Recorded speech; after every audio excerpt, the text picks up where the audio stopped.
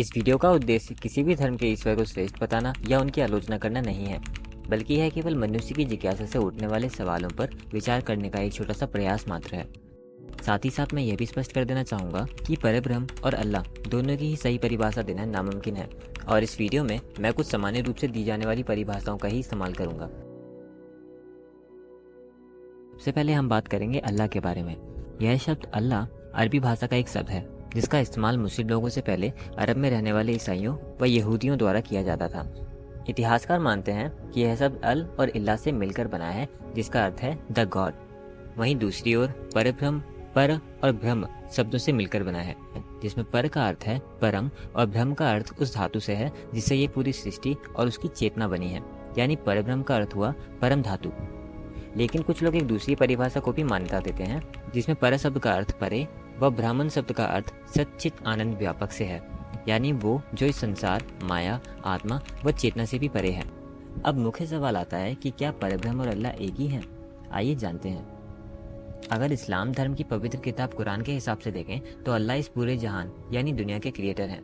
वे सर्वशक्तिशाली, दयालु और न्यायपूर्ण हैं। उन्होंने ये ब्रह्मांड बनाया, धरती बनाई, मौसम बनाए, इंसानों के साथ साथ सभी जीव जंतु बनाए, उन्हें फसल दी, भोजन दिया और उन्हें कुरान भी दी, जिसके माध्यम से उन्होंने मनुष्य को जीवन जीने का सही तरीका भी बताया और कहा कि अगर वो अल्लाह के नाम में विश्वास रखेंगे और हलाल जीवन जिएंगे तो उन्हें जन्नत नसीब होगी। इन सभी बातों से पता चलता है कि इस्लाम धर्म में ड्यूअलिज्म यानी द्वैतवाद को मान्यता दी जाती है, यानी क्रिएटर जो कि अल्लाह है और क्रिएशन जो यह संसार है, इन्हें एक दूसरे से अलग बताया जाता है। और यही वो मुख्य बिंदु है जो कि अल्लाह और परब्रह्म को अलग करता है, क्योंकि हिंदू धर्म की मान्यताओं के हिसाब से परब्रह्म कोई क्रिएटर नहीं है और ना ही उन्होंने इस ब्रह्मांड को बनाया है, बल्कि वो तो स्वयं ही ब्रह्मांड, चेतना, आत्मा, मनुष्य और सभी जीव जंतुओं में वास करते हैं। इसीलिए परब्रह्म को कुछ लोग एक यूनिवर्सल सोल या यूनिवर्सल कॉन्शियसनेस यानी वैश्विक चेतना भी कहते हैं। और तो और ये भी माना जाता है कि परब्रह्म निर्गुण है, क्योंकि उनके गुण जान पाना भी मुमकिन नहीं है। उनकी कोई शुरुआत या अंत नहीं है, वो अनंत और सनातन है।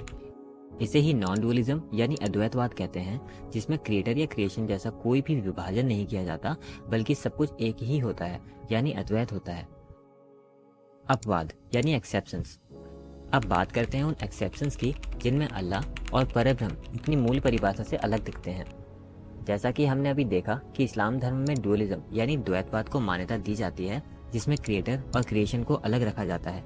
लेकिन इस्लाम में ही एक विचारधारा ऐसी भी है जिसमें क्रिएटर और क्रिएशन के एक ही होने की बात की गई है, और वो है वहादत अल वजूद, जो कि सूफीवाद यानी सूफिज्म के अंतर्गत आता है। हालांकि इसे मान्यता नहीं दी जाती क्योंकि इसे ईश निंदा समझा जाता है। और कुछ लोग तो ये भी कहते हैं कि वहादत अल वजूद कभी भी अल्लाह के साथ वननेस यानी एकता की बात नहीं करता और इस टर्म को अक्सर गलत समझा जाता है। दूसरी ओर परब्रह्म की व्याख्या और मान्यता में भी कुछ अपवाद हैं, जिनमें से एक है माधवाचार्य का द्वैतवाद, जिसके अनुसार परब्रह्म और जगत एक ही नहीं बल्कि दो अलग अलग चीजें हैं। और तो और उनका मानना था कि सब कुछ तीन भागों में बटा हुआ है। पहला है ईश्वर, दूसरा है जीव अथवा आत्मा व तीसरा है जड़ यानी पदार्थ, जिससे ये पूरा संसार बना है। जिसके अनुसार साफ पता चलता है कि कुछ जगह हिंदू धर्म में भी क्रिएटर और क्रिएशन को दो अलग चीजें माना जाता है। बाकी इस वीडियो को मैं यहीं ख़त्म करूंगा। अगर आपको इस वीडियो में बताई कोई भी इन्फॉर्मेशन गलत लगी हो तो कमेंट सेक्शन में आप मुझे करेक्ट कर सकते हैं और अपने व्यूज़ भी दे सकते हैं। वीडियो यहाँ तक देखने के लिए धन्यवाद।